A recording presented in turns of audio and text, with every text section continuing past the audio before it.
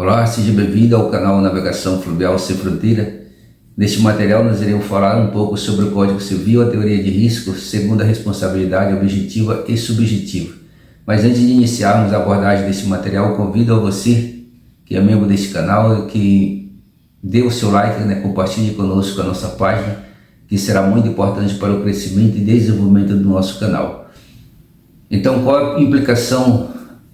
do Código Civil mediante a teoria de risco em função à gestão do comandante a bordo de uma embarcação em caso de um acidente de navegação?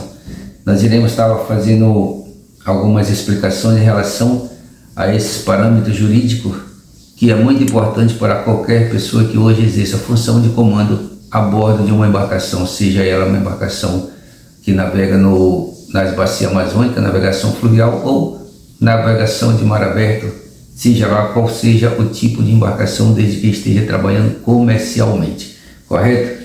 Então, em face ao ordenamento jurídico perante o Tribunal Marítimo,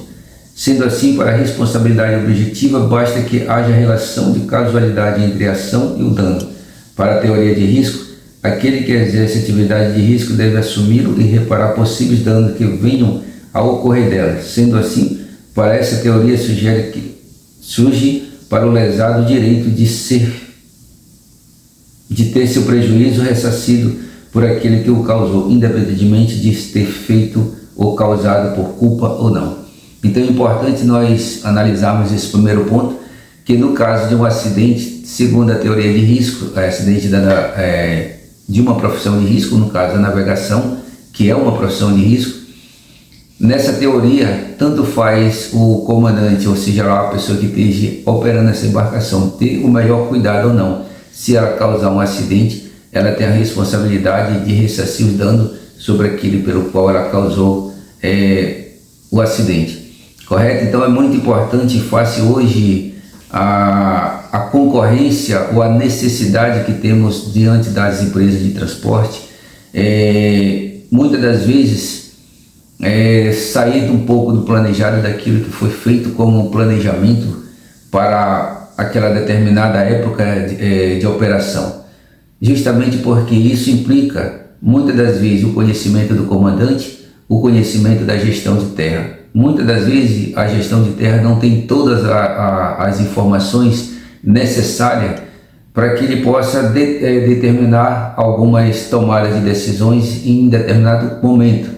Isso é uma responsabilidade do comandante a partir do momento que essas informações chegam a bordo para ele. Ele tem a responsabilidade de conduzir esse trabalho da melhor forma possível, da melhor forma que não venha envolver a empresa, a embarcação, a tripulação em uma condição de risco de acidente e assim também manchar o nome da companhia. Então há algo muito maior a ser feito mediante essa complexidade da navegação, mas isso parte em parte da gestão de terra e em parte do comandante. Então a bordo, o comandante é o principal representante da empresa, ele é o principal responsável por tudo e ele necessita estar imbuído desses conhecimentos para que ele saiba tomar as decisões mais assertivas para que esse trabalho ele venha fluir de uma forma concisa e não venha estar se envolvendo em situações que possa trazer prejuízo para a companhia. Então, apesar do Código Civil brasileiro regular a responsabilidade objetiva em casos especiais, como nos artigos 927, parágrafo único, e o 931, e ter sido sancionada em diversas leis esparsas, a responsabilidade objetiva não substitui a subjetiva, ficando limitada aos seus justos limites. O artigo 227, parágrafo único, haverá obrigatoriedade de reparo e dano, independentemente da culpa, como já mencionamos, nos casos especificamente em lei ou quando a atividade normalmente desenvolvida pelo autor do dano implicar por sua natureza risco para o direito de outro. Então aqui, segundo o artigo 927, dependendo de como aconteceu esse acidente, é a obrigatoriedade daquele que o causou o acidente ressarcir o dano daquele que sofreu a pena. Já o artigo 931, ressalvo outros casos previstos em lei especial, os empresários individuais e as empresas respondem independentemente de culpa pelos danos causados pelos produtos postos em circulação. Aqui é um ponto muito importante, para aqueles que hoje exercem a função de gestão como gestor de navegação dentro dessas companhias.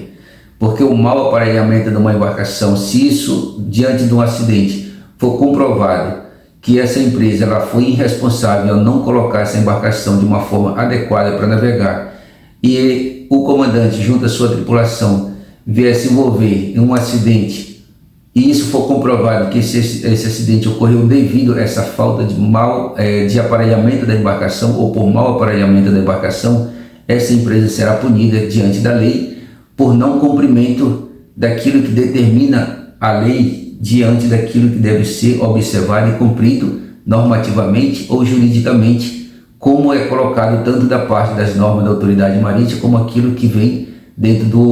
do direito civil ou penal. Ali será responsabilizado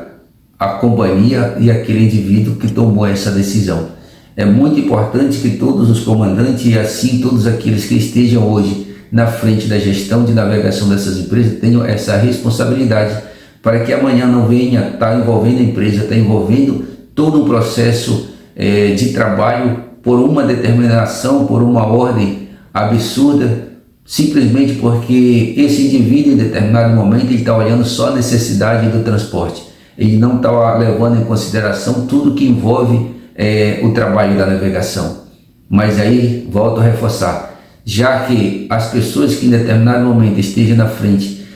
na gestão de terra, na frente desse trabalho de gestão da navegação, é responsabilidade do comandante, do capitão desta embarcação, tomar as providências cabíveis e assim está informando o porquê não deve ser feito, o porquê não fazer daquela maneira. Isso é muito importante para que o trabalho ele seja desenvolvido de uma forma segura, coerente e todos tenham sucesso diante daquilo que foi planejado como meta para aquele ano, para aquele período dentro da companhia. Então aqui nessa primeira parte nós falamos sobre a teoria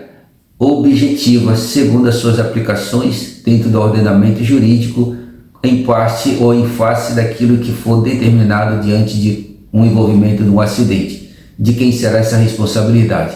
Nós iremos estar tratando em outros materiais, trazendo mais informações em relação à parte subjetiva, onde nós iremos complementar este material. Mas para que não fique muito longo, cansativo, nós iremos fazer em duas partes e assim ficará mais fácil de entendimento para todos aqueles que terão acesso a este material. Fiquem todos na paz e até o nosso próximo vídeo.